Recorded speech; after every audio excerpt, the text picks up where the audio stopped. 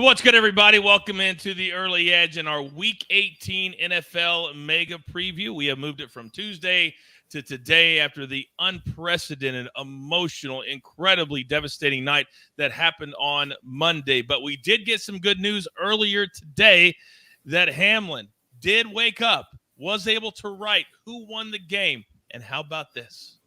The doctor says you won. You won the game of life. And what great news to hear that he is thinking clearly and hopefully the recovery continues. But we've got a lot to talk about. There's a lot that's very still up in the air. So let's bring in two of the best minds in the business. And I could not feel more comfortable having the maestro and RJ White here together. Gentlemen, before we get into the games and the picks, we do have a statement I want to put up and then get your reaction to this, because we've waited 3 days and there hasn't been a whole lot of movement from the NFL side on what they're going to do. But this was put out on Twitter today by Jay Skursky. It's an update from an NFL spokesman on the suspended game between the Bills and the Bengals and whether it may be resumed or not. Quote, "No decisions have been made. We continue to explore all options." Now, RJ, let me start with you. There are a few teams that this directly affects, and the games are going to go on this weekend. But from your educated opinion, what do you think is going to happen at the top of the AFC?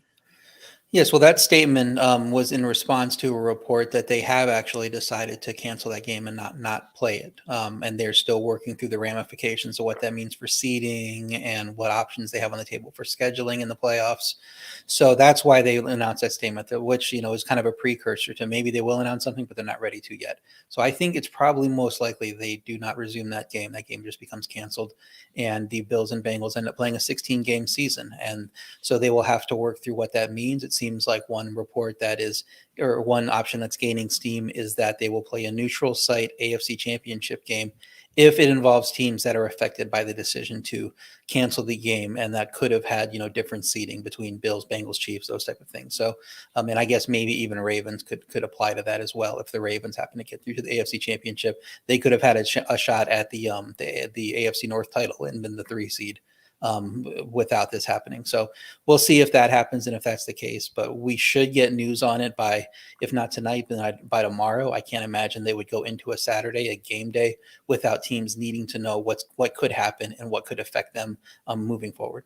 Absolutely, because the Chiefs play the 4:30 p.m. Eastern game on Saturday. So something, Maestro, will have to be decided. And I think because of this is completely unprecedented. We've never seen a player have to be revived on the field before. So you have to believe that they've talked to all the teams. They continue to talk to all the teams. And the teams understand everybody's got to compromise something in this situation. Yes? Yeah, and we just got, such encouraging news about Damar Hamlin today, and that just came down. So, they still need time to figure this out. Some of the crazy things that I've seen suggested are they're going to add a playoff team in each conference. I mean, that would be ridiculous because teams have been playing the season, whether they're eliminated or whether they still have a shot at the postseason, deciding whether to go with young players or stick with a vet. So to me, that would be a ridiculous thing to do in response to this situation. But I think RJ's idea there makes the most sense. Yeah, it does. And with the Bills being one of the teams that is obviously directly involved, and they're right up there for the number 1 seed or whatnot, I think that makes it a little bit easier because it's their player that was hurt and it's their player that they're dealing with. So we will continue to update here on the Daily Show, obviously at SportsLine on Twitter. Follow RJ and Larry, and anything that breaks, we will bring it to you. But, gentlemen, if you don't mind, we still have a show to do, and we have games to talk about, and we have spreads to decipher. 2 games as we jump right into it on Saturday. The Chiefs potentially could be the number 1 seed, depending on what the NFL decides to do. They're laying 9.5 on the road in Las Vegas, total 52.5. And, RJ, I want to start with you because you like a side in this game. And last week, I think the Raiders shocked the world. They benched Carr. He left the team. And they went out against the 49ers and played a hell of a game. Which side are you on in this one? I am on that same side. I'm on the Vegas side at plus 9.5. This is the same line as we saw in that San Francisco-Vegas game, but now we know the Vegas offense has a pulse with Jarrett Stidham and actually played really well. 500 yards, 7.6 yards per play against the best defense in the NFL, and where Stidham topped 10 yards per attempt. You don't see that very often against that San Francisco defense. So maybe that is, they did something schematically that San Francisco was not ready for. Obviously, I don't think they exposed San Francisco's defense. Are still one of the best in the league, if not the best. So now that the Chiefs have that on tape, will they be able to respond? I don't think so. I think the Chiefs defense reverted back to struggling last week, giving up 24 against Denver. I believe they gave up 28 against Denver in their first game a few weeks before that, and they gave up 24 against Houston in the intervening period, then had one good game against Seattle. So I think their defense is not playing that well. I think the back door is open for an offense that is functioning well, which the Raiders showed they could last week. And the Vegas nearly won in Kansas City earlier in the season with Carr at quarterback. So I think they'll be motivated to go out there, prove that wasn't a fluke. McDaniels might be coaching for his job. Some speculation that with how that season's gone, they would get rid of him. I don't think that's the case, considering how much they're paying Gruden and not coach for him already. But benching Carr, if the team was going to quit, I mean, last week would have been the week to do it. And they came up and showed out and almost beat the 49ers. So I'm not worried about their motivation. I think they will keep this game close, even though the Chiefs need it and the Raiders don't. This line should be a lot lower. Yeah, and Davante Adams came out publicly this week and said he wants to come back. He says, I want to play in Vegas. I like this team, and I want to play with this team and be a leader on this team. So that was absolutely encouraging news, Maestro, for the Raiders. And if you can score 34 points on a 49ers team that is still in the hunt potentially for a really high seed, and they have the division, and all the stuff the 49ers are playing for, that was maybe the most shocking result of the entire week. What did you make of the Raiders? And then can they take that over at home this week against potentially the number one seed? Well, Josh McDaniels has a quarterback that he's comfortable with, and that cannot be, underestimated. At 7 for 153 and 2 touchdowns when going to Davante Adams. So Davante Adams had no problem with the QB change. And I agree with RJ. I'm glad I got 9.5 because this is coming down to 9. I think the Raiders are very live, especially for the back door. If the Chiefs get up 14 or something like that, the Raiders can come down and score. What they did to the 49ers was beyond impressive because the Niners came in just destroying teams. Their defense was impenetrable, it looked like, and it's healthy. And the Raiders did that had to open some eyes. And this is the audition for Jarrett Stidham and possibly Josh McDaniels. They need to have another good performance to be in place next year. Yeah, very true. Very true. So that is the 4:30 p.m. Eastern game on Saturday. Jay Kane says, can we talk about playoff scenarios? Very curious how this week can affect standings, especially the Bills and the Chargers. Jay Kane, in every single game, I will mention to you what the playoff scenarios look like. That's why we go through every single game. So, yes, Maestro, go ahead. Yeah. You know what? I have an important point, but I'm going to save it for a game that's coming up. Let me talk about tease. One playoff scenario here. What I'm going to be rooting for in this game is a tie and see the Chiefs and Raiders tie, because then if the Bills win, they become the number 1 seed with a 13-3 record, and the Chiefs are the number 2 seed with a 13-3-1 record, because they count the 1 as a half game. They don't just get rid of it like we do in betting with a push. So it'd be like 13.5 wins, 3.5 losses versus 13 wins, 3 losses. And percentage-wise, Bills would get the 1 seed. So it'd be kind of fascinating to see that play out with both teams have the same number of wins, same number of losses, and it's determined by the tie. Leave it to you. I didn't even think about that. But that would be fascinating. And maybe that would just be the way it was supposed to be. Who knows? Now, the other game on Saturday, it's for everything in the AFC South. And if I would have told you guys 2 months ago that the Titans-Jags in Week 18 would mean something for both teams, you would have told me I was crazy, like a fox. So here's what it looks like. The Jags are laying 6. Total is 40. Last week, the Titans tried out a new quarterback. We all tried to figure out what were they trying to accomplish. So, Maestro, you're the expert.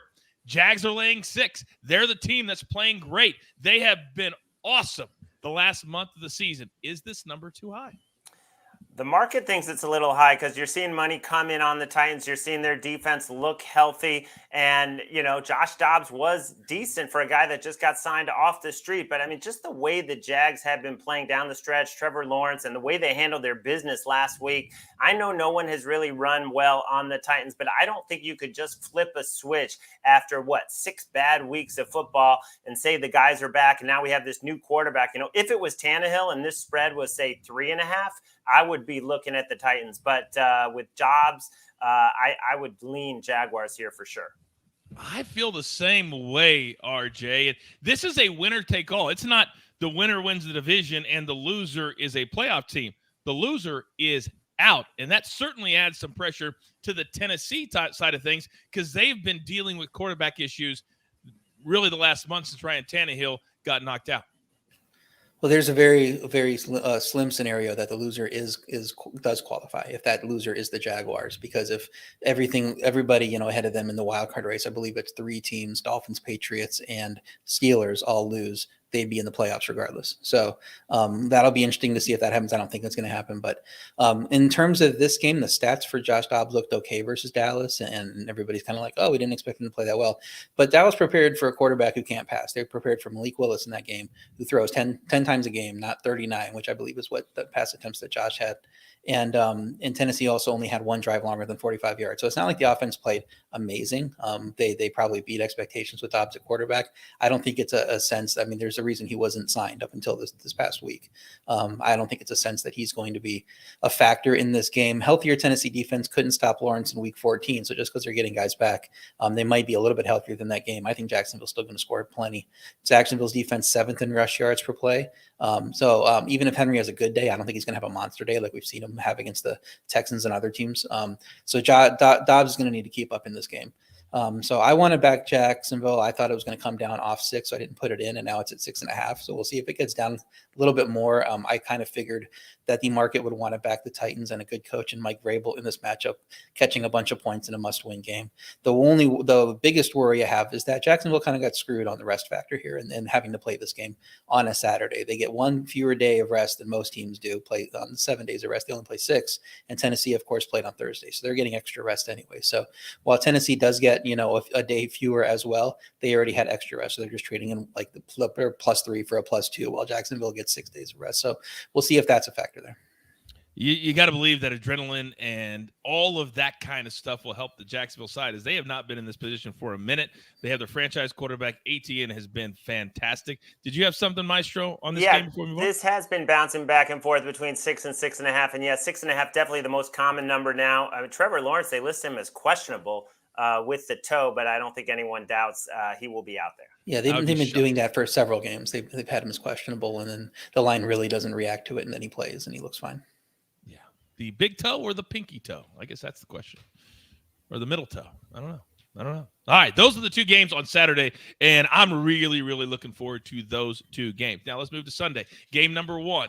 Now, I don't know if you guys agree with me, and RJ, I'm going to start with you, but the Bucs last week, they've been really struggling, winning games in really exciting fashion after about 55 minutes of just a slugfest for several games in a row. Then finally, Tom Brady and Mike Evans look like Tom Brady and Mike Evans. They clinched the division. So this week really doesn't mean a whole lot other than maybe Tom Brady wanting another game to flow. You know what I mean? So the Falcons are actually favored here by 4, the total at 40.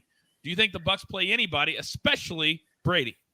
Well, it's possible he plays a series, but the line tells you that they're not going to play for very long. If they do play, likely to rest players. Otherwise, Falcons wouldn't be favored, especially by more than a field goal. The Tampa Bay offense finally came alive. The Panthers defense was down J.C. Horn. They signed Josh Norman off the street, and that's something that Brady's obviously going to exploit when you see something like that happen. So you can see why the passing game was able to finally have some success. Not just Evans, but Chris Godwin had a good game. So if we do get mostly Tampa Bay backups in this game, do we trust the Tampa Bay coaching staff to mastermind a win? They haven't really proven themselves as much as a kind of disappointing team if you look at the entire scope of the season. We know Atlanta's offensive rookies looking to finish strong. Ritter's trying to stay in the quarterback mix for next year. Atlanta has a chance to go 7-10 after going 7-10 last year, and that'd be kind of a feather in their cap after moving on from their franchise quarterback. The thing that makes me want to lean Tampa here, even with the rest, is that teams with losing records who are favored against playoff teams in the 16th game or later, and so basically just the last game of the season, are 8-16 against the spread all time. I'm typically not a trends guy, but it's just that just tells you that when you get these situations where teams rest players, and we know that going into kickoff, the closing number is probably going to be inflated. So wait for this, see if we get some news on this toward Sunday, and then if it looks like they're going to sit players and the line jumps up 6-7, I want to be on the Bucs. All right, boom. And, of course, we'll be doing our normal 3 shows on Sunday at 10 a.m., noon, and 7:30. Now, Maestro, there's a very, very good chance that the Bucs will play the Dallas Cowboys in the first round of the playoffs. And, boy, if you are 12-4 or 13-4, you're Dallas, and you got to travel to currently 8-8 Bucs, A, they're going to say that's not fair, but what if they lose? What if the Bucs beat the Cowboys week 1? Do you think that could happen? Yeah, I've seen some opening lines for that game talking about 3.5 possibly for Dallas, maybe 3 juiced for the Cowboys on the road. But RJ's right. This offense is starting to click, and we may not see it in week 18. But, Tom Brady and Mike Evans finally, getting on the same page. All the playmakers are healthy. This is a dangerous team regardless of the record because we know their defense can be solid. It's just a matter of will Byron Leftwich and Todd Bowles stop running the ball into the center of the line on first down, over 50% of the time, setting up 2nd and 9. If they decide to be more aggressive, they're dangerous. How frustrating is it to watch that? Every first down.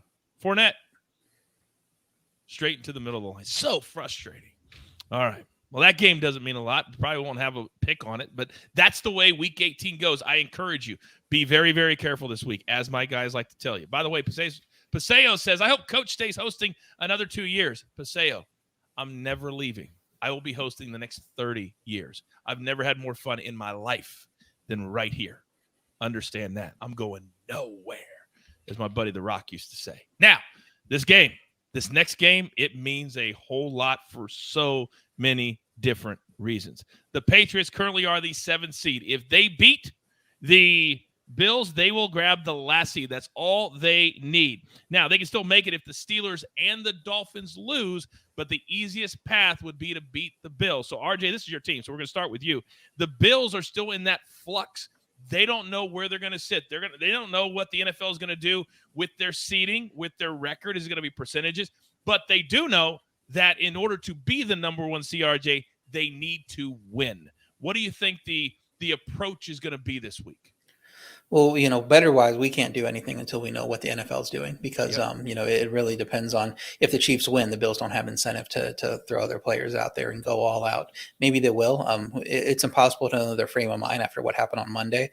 It is a good sign, all the positive news we've gotten from Damar Hamlin. They haven't had any media availability yet, but pictures have come out from their practice today, and everybody's all smiles, thumbs up, flashing the number 3, Damar Hamlin's number. So it seems like they are doing better. You can't imagine them having to play this game without getting positive news from him, how that would have affected them. So if you can put all that aside and you think motivation isn't a factor and Buffalo is going for the number 1 seed, I would make this line 11. So obviously I think there's wiggle room there that the Bills would be a great value pick. But again, if that becomes the case and they are playing for something, the line's going to adjust up. So it's hard for me to play them without knowing the mental state of it, the emotional side of it, and knowing their motivation for winning the game. So I think it's a stay away now, but I don't want to be on the Patriots side either because Buffalo won 24-10 at Foxborough at the beginning of December. It should be a bad matchup for New England. They might not be able to do a ton against the defense either way. I'm not very confident in their offense. Maestro, I saw Buster Olney on Twitter today, and I don't know if it was his idea or somebody in his camp's idea, but I thought it was pretty cool. And he said that there's an idea out there that every defense would start the week with 10 players, take a defensive penalty. The offense would then deny it or not take it, and then they would start the game to pay respects to Hamlin. The reason I bring that up is if the Bills get really good news over the course of the next 2 days, not only the Patriots playing against the Bills, they're playing against all that emotion that the crowd's going to bring, the players are going to bring. I think it's going to be very, very difficult. Take the number out of it just to play this franchise if that happens and the good news continues to come. Yeah, and it's just so hard to handicap a game like this. I would lean Patriots just because, just practically there are a lot of Bills that are not even, in Buffalo from what I understand. They're still with Damar Hamlin. So, how do you get ready for a game? It's a game I'm staying away from. But right now, with the Patriots and a must win and the potential, if they do what RJ says and the Chiefs clinch the number 1 seed and the Bills know they don't have anything to play for, like if you force me right now, I would take the touchdown with the Patriots. Okay, very good. And we will know by that time, or we'll have some information by that time. But again, be very, very careful and stick to the information. This week's very, very difficult. This next game, the Vikings have been kind of in free fall mode. They got absolutely housed last week at Green Bay. They can still get the 2 seed, though, with a win and a 49ers loss. They're laying 7.5. Justin Fields, they announced today, he's out for the Bears. Total sitting at 43. Maestro, let's go to you first. I think the Vikings, even though there's technically not a lot to play for, they need to have a good game just to have confidence heading into the playoffs. They do, but I mean, what are the chances the Niners are going to lose? They know the Niners are going to win. They can probably, fool themselves into thinking there is a shot, but we all know the Niners are going to beat the Cardinals, who are starting David Blau, and the Vikings should beat a Nathan Peterman-led Bears team that is, completely devoid of talent on defense, but it's outdoors, it's in the cold. I think the primary priority should be let's stay healthy for the playoffs, and we'll turn it on then. And, RJ, there's a very good chance that the Vikings probably will play the Giants in the first round, which I think would be a difficult matchup for them because of the defensive front four. Do you think the Vikings are even looking at a potential opponent at all? I don't know if they're looking specifically at that opponent. I mean, they just played them, so it's not like they need to get themselves familiar with the Giants. Then they were able to gut out a win in that game, but they did give up a ton of yards in that game. Daniel Jones actually looked like a solid quarterback, 300-plus passing yards for the first time in a long time in that game. So that would be a significant factor there. I think, it makes sense to rest players. They're likely stuck at the 3 seed. They are incentivized to go into the playoffs on a positive note after what happened last week, but last week was a little bit of a fluke. Kickoff return touchdown, interception touchdown. You're not going to have that happen too often. So I don't know that we're going to see players play the full game and risk injury. Remember, before the Peterman news came out, this line was Vikings -1.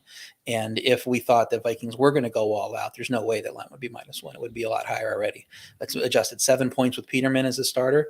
And he can, he's not a good quarterback. We've seen the turnover things in the past, but he can throw the ball a little bit, and that Vikings defense has not played well against the pass. So I would look to the over with 2 bad defenses and the potential, even if Peterman doesn't play well, he gets some turnovers and gives but the Vikings short fields. And the one incentive I would say for the Vikings, if they do want to go out in this game, is to win this game by 20. Because right now they have a point differential on the season of -19, and that's been the talk of all. They don't deserve this record. They're frauds. This, that, and the other. That's why everybody's been against them week in and week out, making picks. And if they go into the playoffs with a positive point differential, then it says, look, we are a good team. You guys have ragged on us for being -19 coming out of that Packers game, but we won this game by 20 plus points, and now we have a positive thing. And it's not unprecedented to go win the Super Bowl, even with a team that's hovering around a 0 point differential or even negative. I believe the second Giants team won the Super Bowl with like a -2 or -3 point differential on the season. But it's very, very hard to do. It's very hard. You got very little room for error when you are a team at or below. All right, the next game.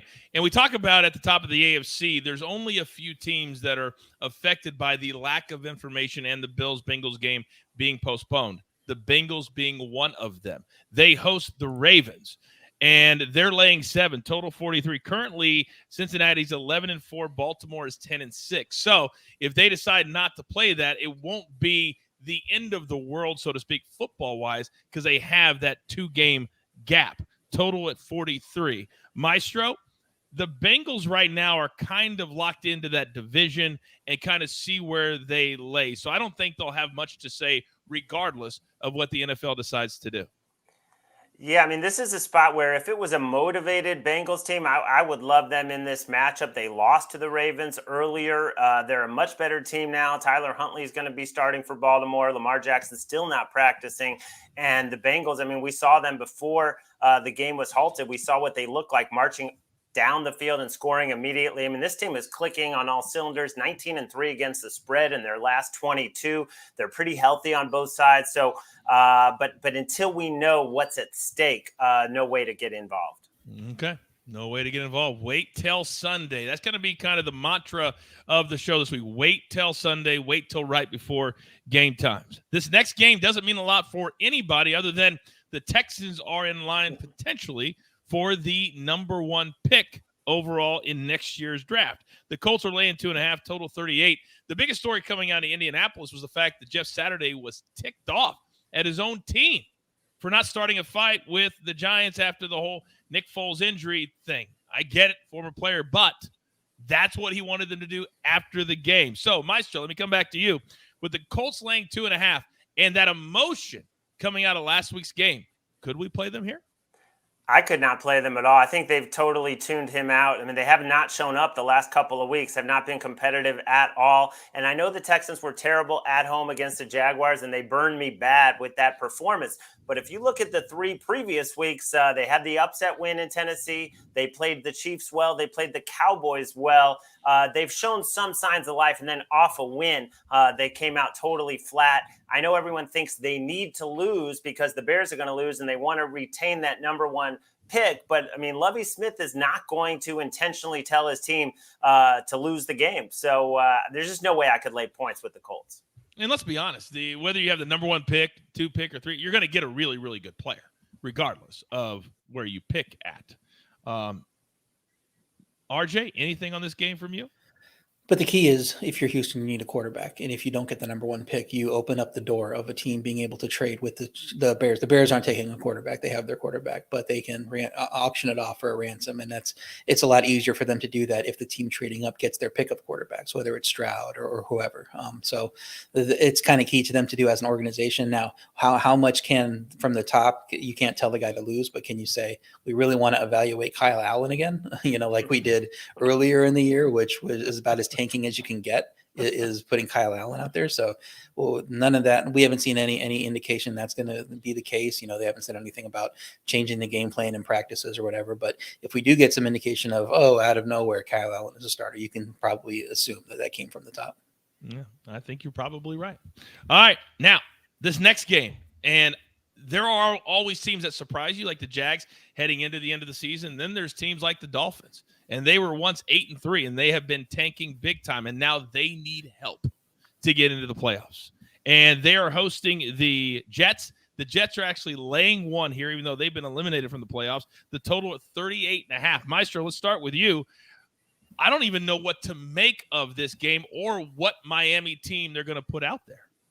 Yeah, it looks like it's going to be Skylar Thompson with Teddy Bridgewater dealing with his finger injury. I mean, the trend that everyone keeps talking about is the team that needs to win is less than 40% against the spread against the team that doesn't need to win because they're loose, etc. And there's no pressure on them. But I think it's a different story. I think when you have a guy like Skylar Thompson, it's everyone is going to rally around him. This is their entire season. They're at home. The Jets have been, just terrible the last several weeks, even when they got Mike White back. Those injuries have finally caught up with them. The lack of a running game, complete lack of a running game. Is Mike White 100% healthy? Did not look that way last week against a bad Seahawks defense. Now he faces a pretty burnable Dolphins defense, but I just think at home with everything on the line, with those playmakers, in Tyreek Hill and Jalen Waddle, that the Dolphins will find a way. And RJ, I've been told that it's now flipped just in the last couple of minutes. That is now the Dolphins that are laying 1, and it's a little bit difficult when you're going to your 3rd quarterback to try to get into the playoffs, but they have to win, and the Patriots have to lose to the Bills, which is a very likely scenario. So if that's the case, how do you think the Dolphins beat this tough Jets defense? Well, it's actually moved again. It's -2 for the Dolphins right now. And that's because there's speculation that Mike White will not be the quarterback facing them. He is dealing with an injury. He was downgraded to limited in practice in the practice report. And with the Jets eliminated, what incentive do they have to play Mike White if they really do believe there's a future for Zach Wilson?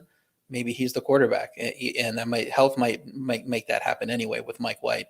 But if it's Zach Wilson, people are kind of eyeing that matchup and go, oh my God, we need to fade Zach Wilson. I don't care if he's playing Skylar Thompson.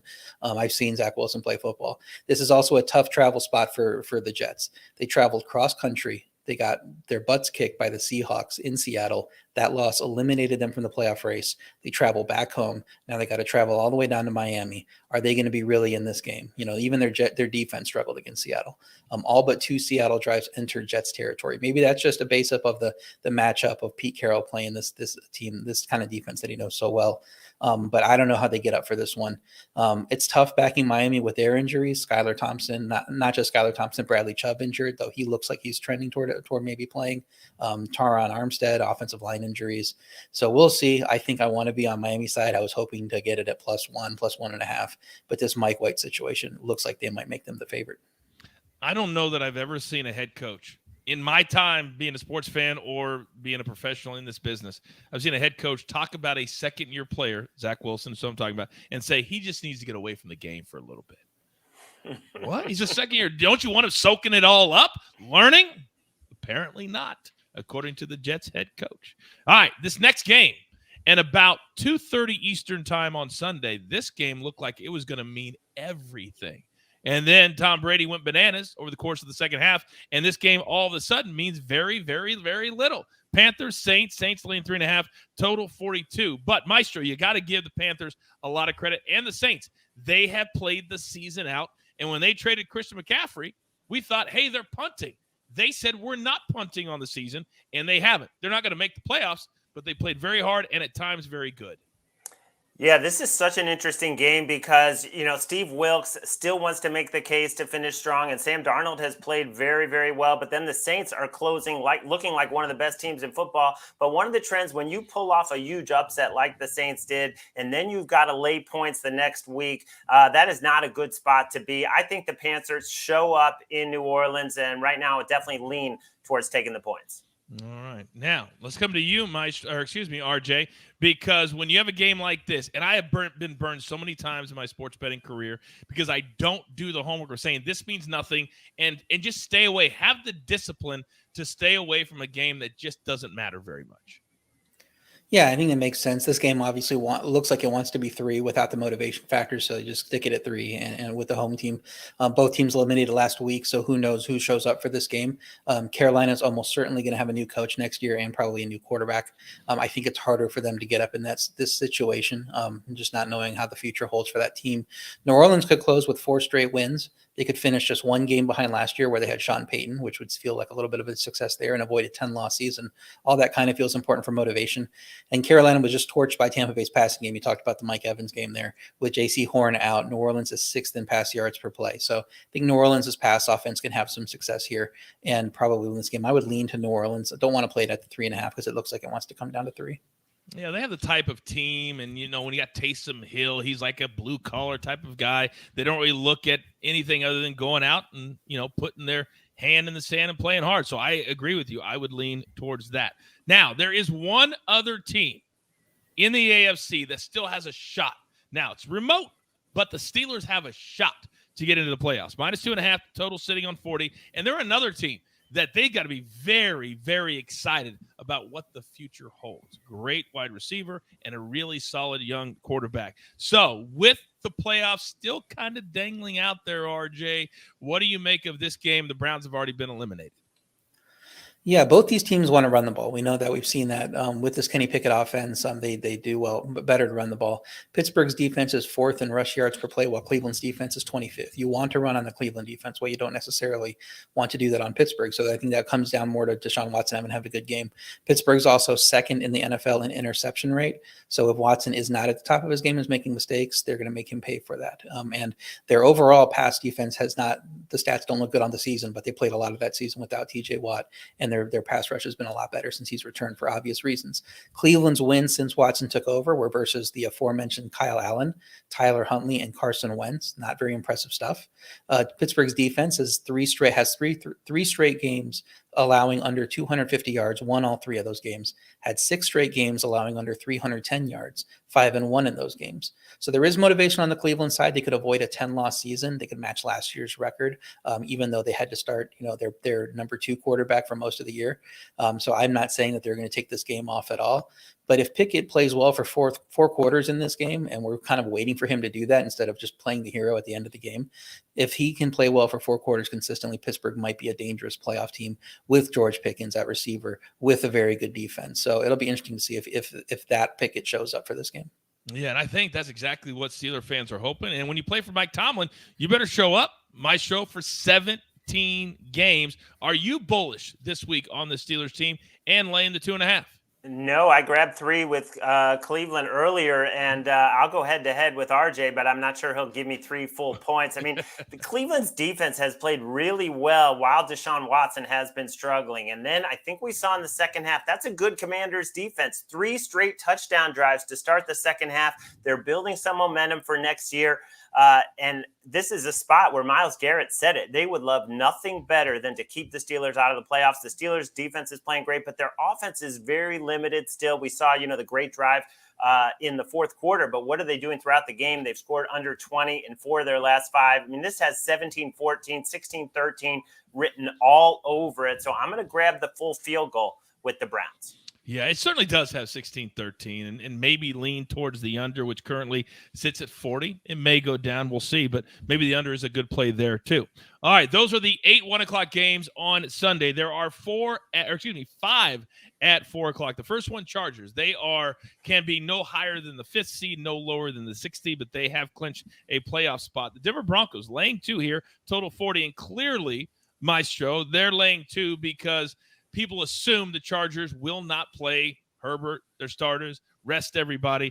And the Broncos, I think, want to end on a good note with everything that's happened with Russell Wilson this year, but they backed him last week. Were you a little surprised? See how many players backed Russell Wilson last week?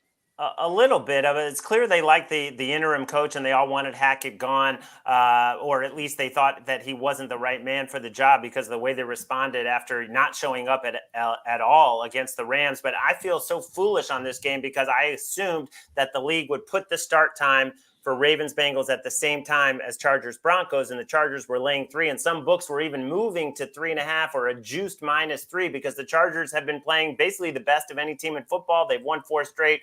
Their defense is really clicking. Bosa is back.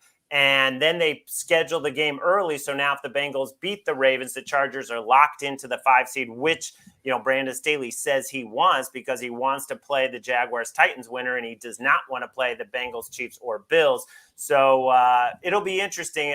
But obviously right now I got to stay away, but I'm already locked in on the Chargers. So you're saying that if certain things happen, the Chargers could play everybody to stay in that 5 seed?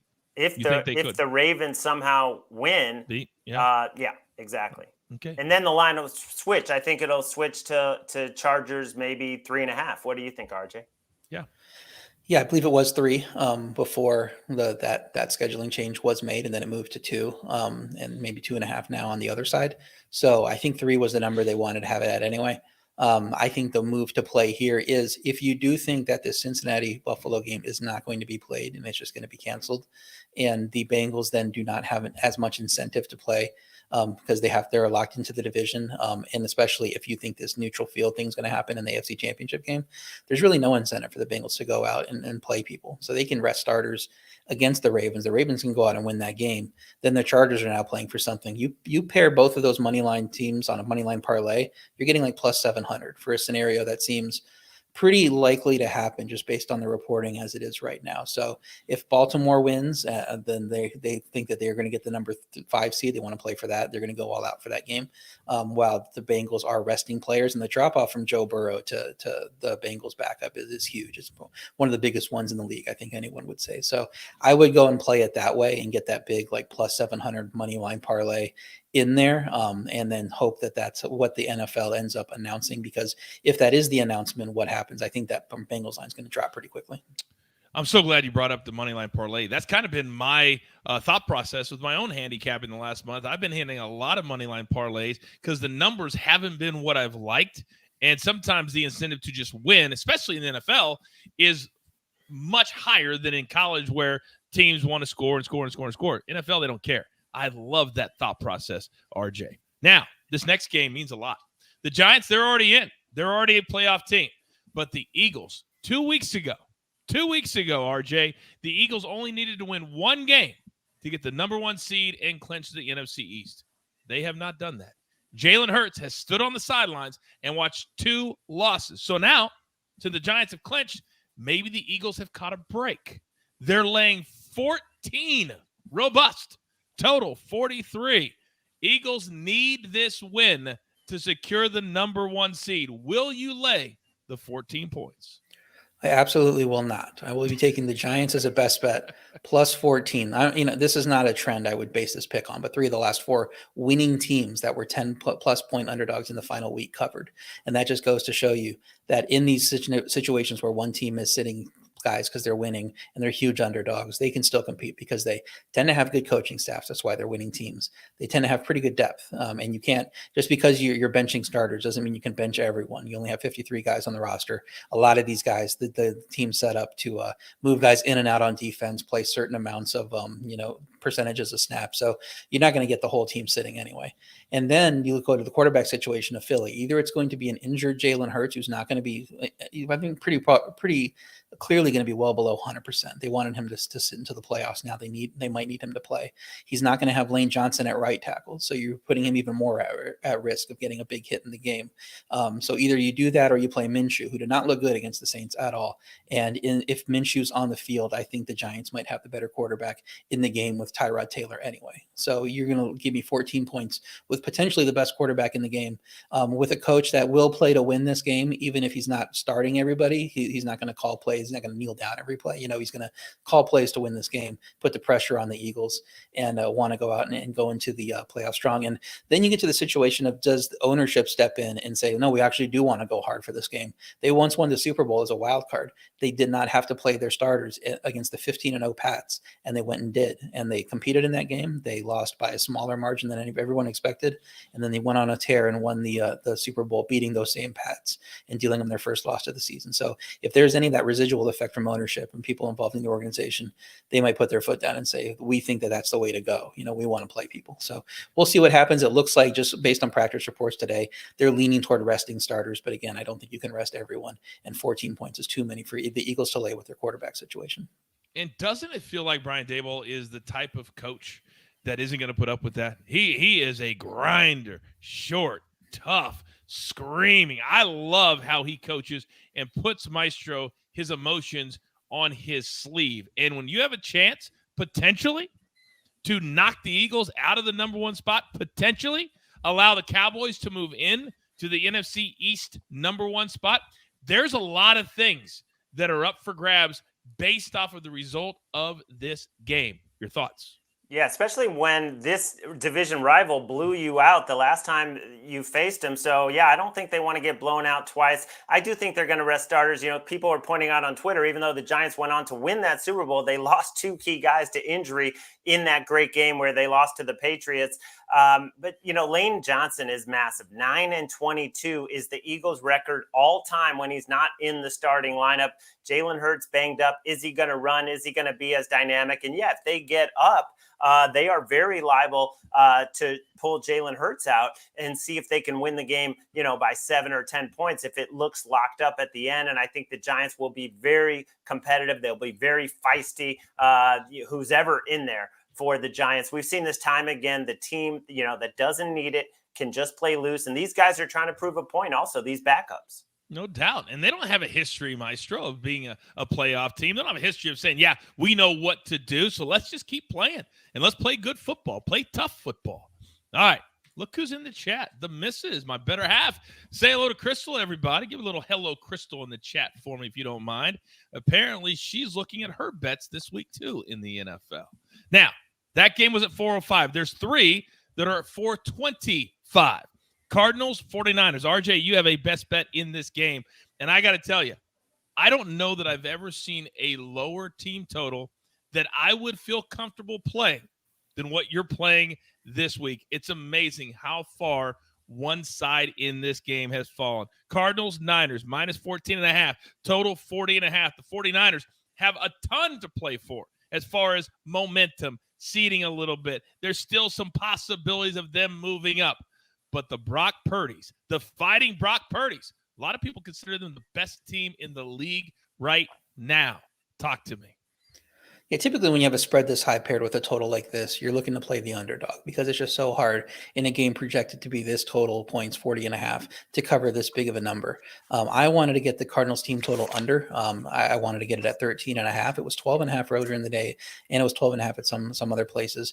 I saw it posted just before we went on Caesars at 13.5 minus 125. I'm willing to play that number. I want to make sure we get the 13 being a key number there with a low scoring team. So Arizona's offense wasn't bad against Atlanta, but Connor's banged up here, and they're playing a defense that is mad because they got embarrassed a little bit by Jarrett Stidham and the Raiders. As we talked about earlier, they need to get a bounce back performance here, prove they are the best defense in the league, and they're going for a number 1 seed in this game. McCaffrey was dinged up in that game. If they are up big, he might not play as much in the second half. So the game could go under just in general if San Francisco isn't going guns blazing in the second half. But either way, I don't see the Arizona offense scoring much against this defense that's mad after that last game. So I don't think they're going to score much with David Blau at quarterback. I would take them under 13.5 and minus 125.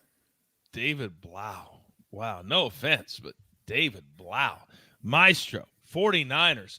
Say what you want. I saw somebody yesterday say that no matter what happens, no matter what, Brock Purdy will not be the starting quarterback for the 49ers next year. They said, hey, Trey Lance, they moved up. They drafted him. They lost a lot or gave up a lot. If he goes through the playoffs and goes to the Super Bowl, there's no chance in hell Trey Lance is starter next year. How bullish are you on the 49ers? Well, I agree with you, Coach. I mean, you cannot deny what he's done. I really have nothing on this game. I'm going to defer to RJ. I've just written it off as a 49ers win, but I don't want to get involved in the spread. All right. And we don't need to. We don't want to waste any time on games that do not matter. Next game at 4:25. Did I mention games that don't matter? Well, technically, the Seattle Seahawks still have a chance. They need the Lions to beat the Packers, and then they would own the tiebreaker over the Lions. So that's what they need. And, of course, they need to win.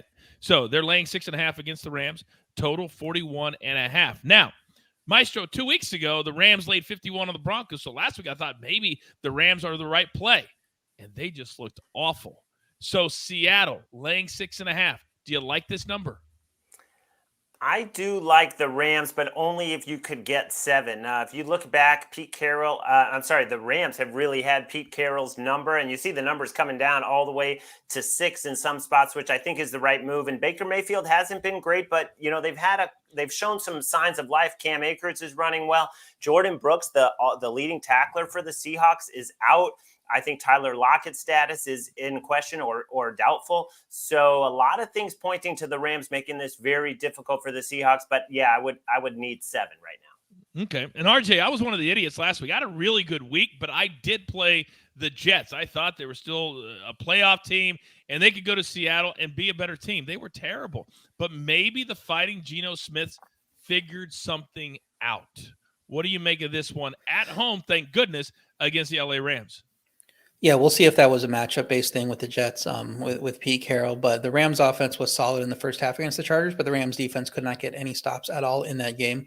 Seattle's defense, like Larry said, Jordan Brooks' injury is huge. And then you look at the other side, the linebacker that is in the middle of the defense for the Rams is Bobby Wagner, the guy that Brooks is kind of replacing on that Seattle defense. So we'll see if the Rams can exploit that injury. I kind of think they can with how their run game has played well. I don't think it's going to be on Baker to do as much in this game as he has had to do in some of the other past games to win the game.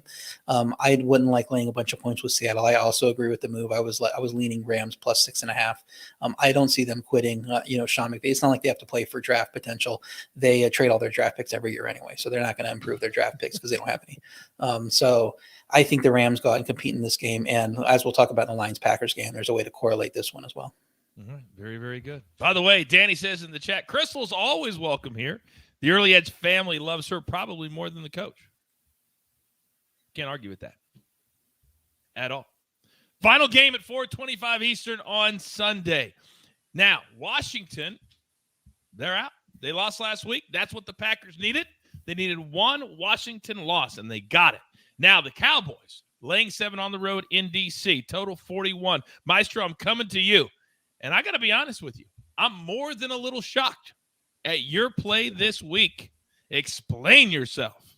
Well, I'm backing Sam Howell, the rookie. I mean, this guy threw like 92 touchdowns at North Carolina. Terry McLaurin is raving about him. The players basically lobbied Rivera and said, hey, let's give this kid a shot. And, it's the obvious move. It's crazy that they weren't going to do that until he talked to the team leaders and some of the coaches who were like, yeah, this kid is playing pretty well. He had a good preseason.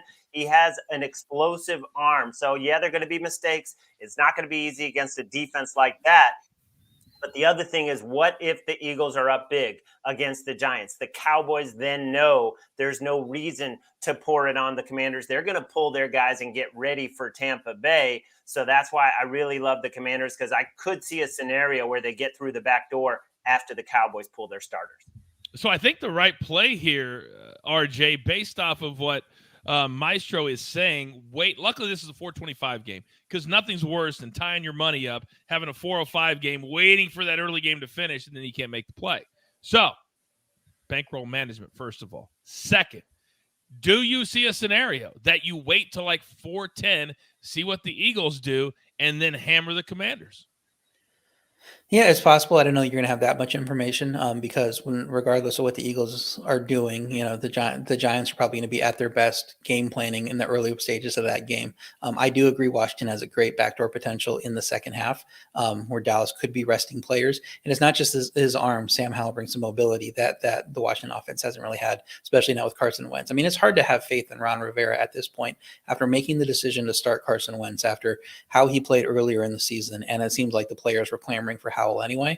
And then having that playoff question debacle where he didn't realize they could get eliminated from the playoffs. I mean, I don't know how you bring that guy back. It just seems like he does not know what's going on with his players, with his team, and how they can qualify for the postseason.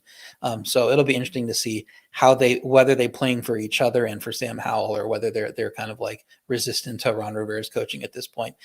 So we'll see what happens there. Washington doesn't have any home field advantage, but I would lean +7. And I don't think it's probably going to come. It might come off the 7. So if you'd like Washington, I would get it in now, like Larry's doing. RJ, how does a head coach in the NFL, even one we respect and we like him, how do you not know the scenarios? How do you not know that? And his play, he played it off later by saying, "Oh yeah, no, I was just really focused on winning, so I didn't even entertain the thought that we could lose the game." And if as your preparation of a coach, you don't know what happens when you lose a game. If you think you're going to go out and go 17-0 every year, I mean, you're just being completely out of your mind, and that's just not how the NFL works. You need to prepare for every scenario. You think Bill Belichick has not known the implications of a win or a loss, at every single time his team plays? It's just ridiculous. And if you're Rivera, I know you're caught up in that moment, but you have to play it off better. And then your excuse after thinking about it can't be what he did. I would just have no faith in him moving forward if I was in the upper management of that organization. No question about it. No question about it. Well, we have arrived. We have arrived at the final game of 2022-2023. There is no Monday Night Football this week. And I got to tell you, in a perfect scenario, and Maestro, I'm starting with you. In a perfect scenario, from a competitive standpoint, the Seahawks lose to the Rams, so we have a winner-take-all matchup at Lambeau, under the lights, chilly weather, and I'm here for it. Now, if Seattle wins, then the Lions are eliminated before they even take the field against the Green Bay Packers, and that makes it even easier for Aaron Rodgers. So the total sitting on 49 right now, Packers laying 4.5. This should be a great football game, first and foremost. But Maestro, how much do you want Seattle to lose? So this is everything we want. I'm going to take issue with you because I don't think there'll be any difference in the Lions' effort, the Lions' preparation. I know their mindset will be disappointed, but under Dan Campbell, they will be up for this game if it just means to finish with a winning record, to knock out the Packers, even if they themselves are not going to the playoffs. When you have a team that hasn't had any success and they're on a run like this where their offense, except for that Carolina game, which was bitter cold, their offense is playing at an unbelievably high level. And I know I haven't checked the weather yet. I know it's probably going to be very cold again, but the Packers wins in this streak, as impressive as it's been on paper, like RJ said, kickoff return touchdown, interception touchdown. There have been some fluky things, including the win over the Dolphins. So it's not like they're clicking on all cylinders. I love taking the points in this game. I'm definitely going to be taking the points in the contest where it's up to 5.5 in some of the, Circa and Super contest. Very interesting. So that's the Maestro's take. RJ, what's your take on this game? I believe it's going to be 20s in there, so it's going to be cold, but not a big wind factor. So I think it's manageable. They have played well in the cold this season. That Giants game was cold, and it was just a weird Packers game there. Even with Green Bay's elite home field advantage late in the season, this line is saying Green Bay is better than Detroit, and I'm not sure that they are. That Minnesota game we talked about, turning on not just on those returns, but on the improbable goal line stop, that they had a turnover and Minnesota was set up on the 1, and Green Bay was able to stop them, hold them to a field goal. I don't think Green Bay is as good as as they seem coming out of that game, but the narrative is Aaron Rodgers is unstoppable. If you hear me on Pick Six podcast, you hear Brinson talking about his haircut. He thinks that's a major factor in Aaron Rodgers' play for some reason. So I think the narrative is just backing, don't let Aaron Rodgers get into the playoff. They think Green Bay is now an unstoppable force, and that's just not the team that we've seen for 17 weeks in this season. Green Bay did dominate the first meeting between these teams in stats, but bad turnovers cost them the win. Bad play in the red zone cost them the win. I think both these teams are able to score even with Goff outdoors in the cold. I think it's too many points for Green Bay to leg. Detroit can get the backdoor cover if you believe they will be motivated. Of course, the motivation is a factor here. I do like doing a correlated parlay with the Rams money line and Detroit against the spread, because if the Rams do win that game before kickoff, this line is going to come down to at least 3. So I think you're getting a little pretty good value there, and that would be the way to look in this game. But if you're just playing the spread, I think you want to wait and see what happens in that first game and then look to play the Lions, because if it does inflate, and Larry's right, you're going to get a really good number on the Lions, 6.5, 7. And even if the Lions do have something to play for, I don't know that it's going to go down past 3 anyway, and I still like the Lions. I can't wait. Well, it's that time of the show. Time for our Week 18 Mega Preview Recap presented by Caesars Sportsbook and Casino. Maestro, I know you're a wanted man. Start us off.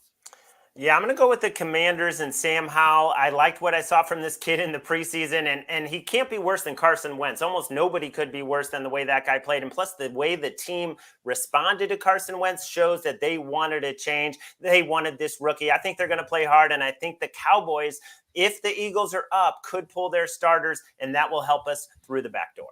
And go to SportsLine throughout the weekend as the Maestro, and undoubtedly we'll have other picks on Week 18. RJ, talk to me.